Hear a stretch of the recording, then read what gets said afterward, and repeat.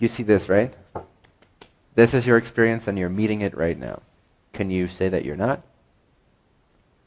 No. So you're meeting this experience. You can't escape your own creation. Every single nanosecond, you're recreating your creation in a certain way to teach you something, to show you something.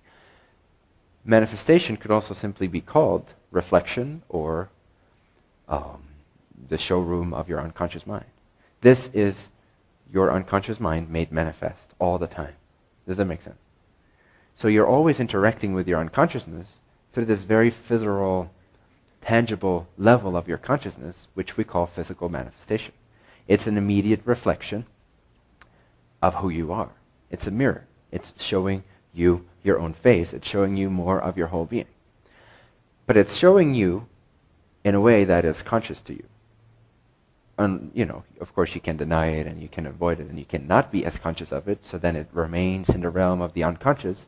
But practically speaking, if you pay attention to this moment, this floor is conscious to you. No? You're conscious of the floor. You're conscious of my words. This means that you are communicating with yourself as we speak. You are right now communicating with yourself. Your unconscious, which is really your superconscious, it's simply unconscious to you, but it's not unconscious in its own self. It's superconscious in its own self. The unconscious is above your consciousness, not below your consciousness. So the great unconscious, which is superconscious, and sees way more at the same time than you do. You only pick things apart consciously, which is part of your theme as a human being. But the way that this greater self communicates to you is through, one way it does so is through physical manifestation. This is how it makes itself visible to you. Does that make sense?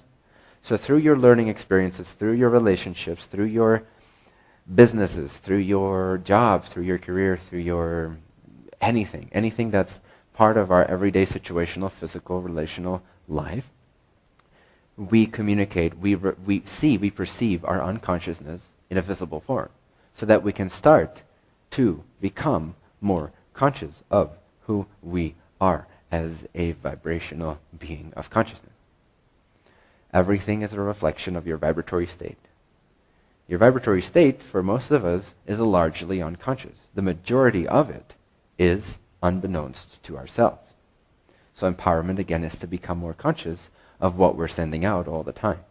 And one way to do that is to start to learn from your physical manifestation, because it's your unconscious vibration made visible to you, communicating to you, knocking on your door.